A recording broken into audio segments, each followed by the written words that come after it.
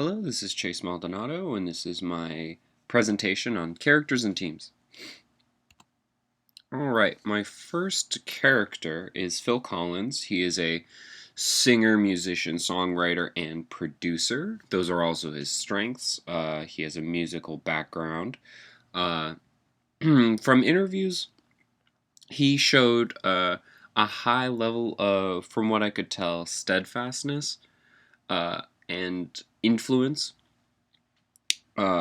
He seemed to be very calm, collective. He listened when answering.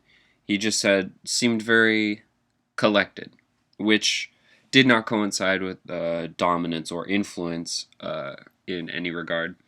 I think influence would have to be a second closest trait because he is a performer, he is a musician and producer and stuff like that. He has to be able to rally people and get other people, involved in his work. He seemed to be a bit on the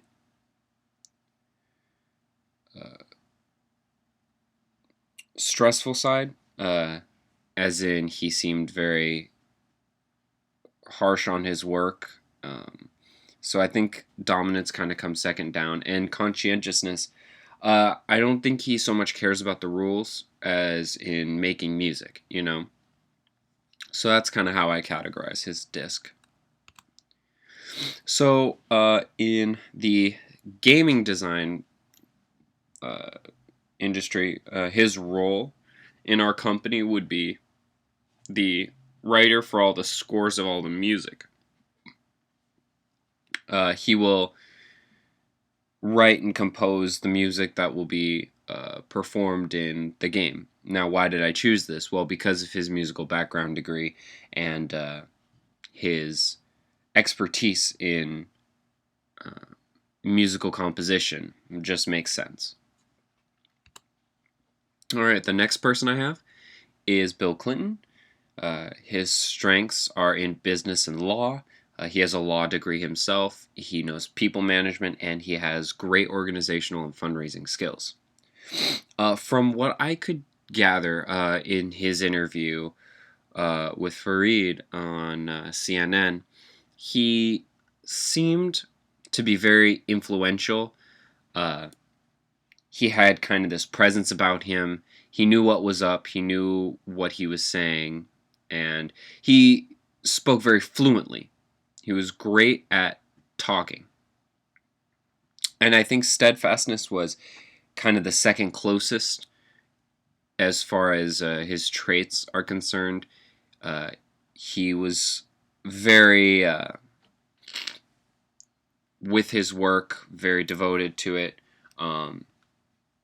Conscientiousness came along kind of in that same regard as well. He seemed very by the book and stuff like that.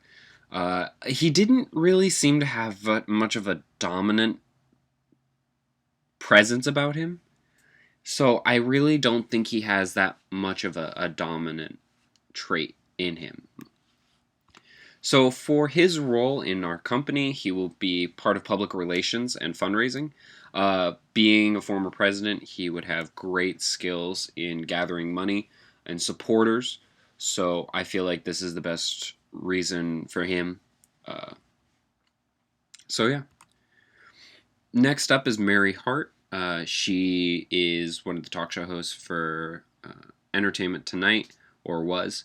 Her strengths are the fact that she has connections in the industry itself. She's a great marketer. She was actually a marketer for pantyhose, as it is. And she's extremely influential. Her personality is very bright and forthcoming, and she's done many interviews with many, many top celebrities, and that is what causes her to have such an influence. So, kind of going on that, her top disc trait is influence. You could tell in the interview that I found that she was joking and she was having fun. She didn't seem phased, and she was very bright, bubbly, and that's very much of that influence trait. But she also seemed to go for what she wanted, and she didn't really care kind of about the consequences, uh, almost in a brute force kind of way, but because she was so happy, it wasn't taken negatively. So I think dominance is also one of her higher traits. Conscientiousness, just because of the line of work that she does in reporting and stuff like that. But I don't think that she's very steadfast. She doesn't really care kind of what people think, you know what I mean? So that is how I categorize her. Now, her role would be specifically in marketing. Since she already has marketing experience, this is kind of a no-brainer. She'll help promote the game and sort of be kind of the face for it in order to get people motivated to buy it. And she can also find partners and stuff like that that might also want to contribute. Next is Tom Cruise. He's a professional actor, stuntman, filmmaker even. Those are his strengths. From the interview with David Letterman, I believe that his top disc trait would be dominance. He talks about going out with his son and doing crazy things, snowboarding, skydiving, that kind of thing. And that's very dominant in nature to do. And that'll pass down through the family as well, through his son. So I feel like they're both on that category. Being an actor, he has to be influenced to some degree. He was very bright and happy and forthcoming with information about himself. So I think those two really kind of categorize him. Steadfastness and conscientiousness, not so much. Maybe a bit more steadfast, but not a terrible amount considerably. All right, for his role in the company, he'll be part of the screenwriting department. He'll help write the script that is the game and make up a bit of the story. He's also going to help with the action sequences. Being a stuntman, he should kind of have knowledge of how action sequences need to go and what will make it more theatrical in aspect. So that will be sort of his role in our company. And last but not least, Phil Dunphy from Modern Family. He's a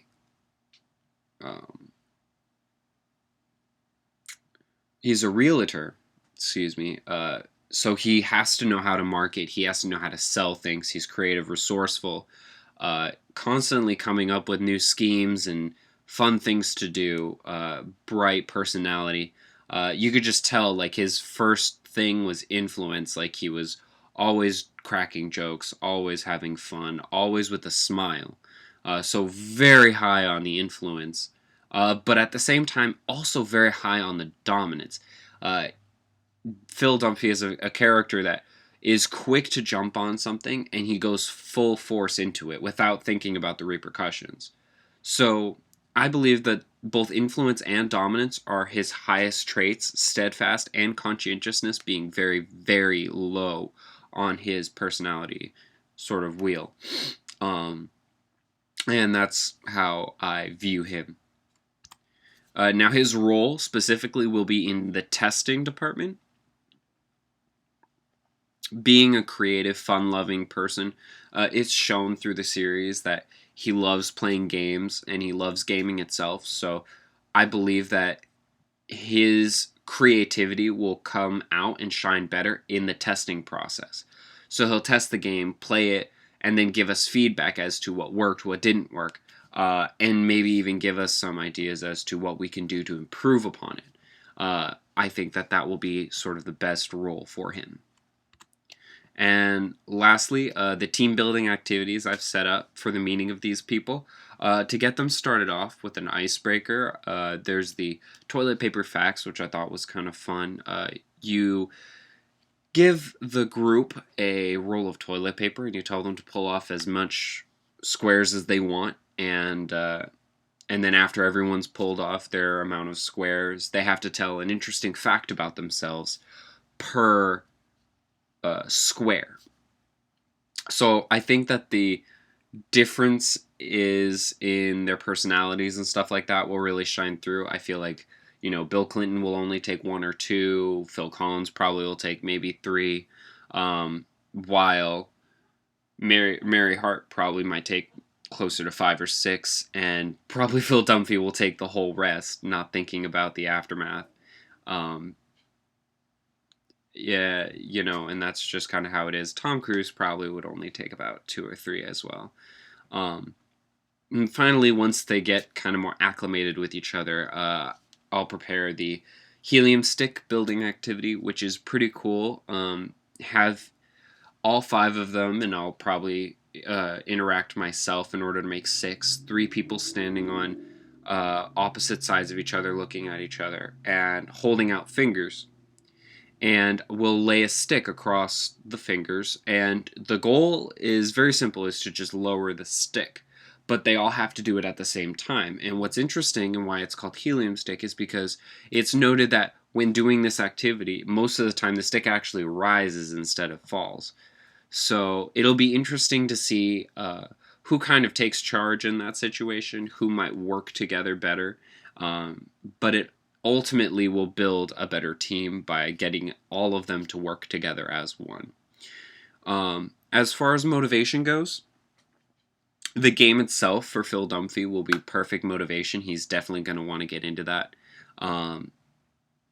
Mary Hart and Bill Clinton are kind of that PR and marketing. It will be a great selling point that they can also use as sort of resume material. They've worked on something that's a little bit different than what they normally do, which is typically considered a good thing. Tom Cruise could very well benefit from this. He'll kind of gain a different aspect of what it takes to do stunts and action sequences. And Phil Collins, this is just kind of a no-brainer. He'll be able to make music. That's what he does. And so being able to provide that for a video game would be great for him. So motivation, I think, will be pretty straightforward. All right, there are my resources. Thank you very much for watching this.